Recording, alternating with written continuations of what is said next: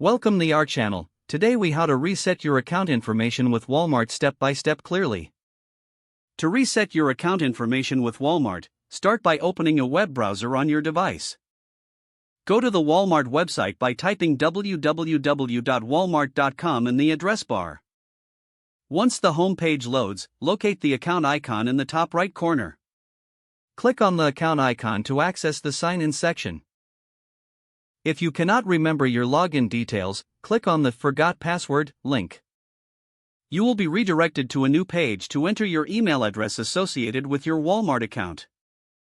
After entering your email, click on the Submit button to receive a password reset link. Check your email inbox for an email from Walmart with the subject Password Assistance. Open the email and click on the password reset link provided.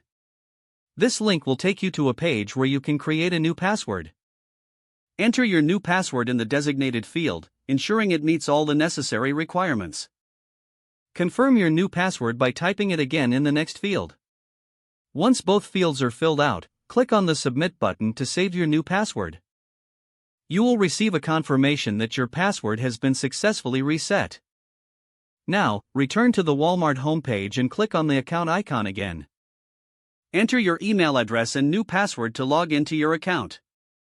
After logging in, navigate to Account Settings to update any additional account information you may need to change. Make the necessary changes and ensure to save your updates before exiting. Your account information is now successfully reset and updated with Walmart. If the page does not load, refresh the browser or try again in a private or incognito window. Make sure you are using the correct email address, then retype it carefully to avoid small typos. If your password is not accepted, use the reset option and create a new strong password you can remember. Check your spam folder for verification or security emails, then complete any requested confirmation steps. Enable two-factor authentication if available to improve account security and reduce unauthorized access risk.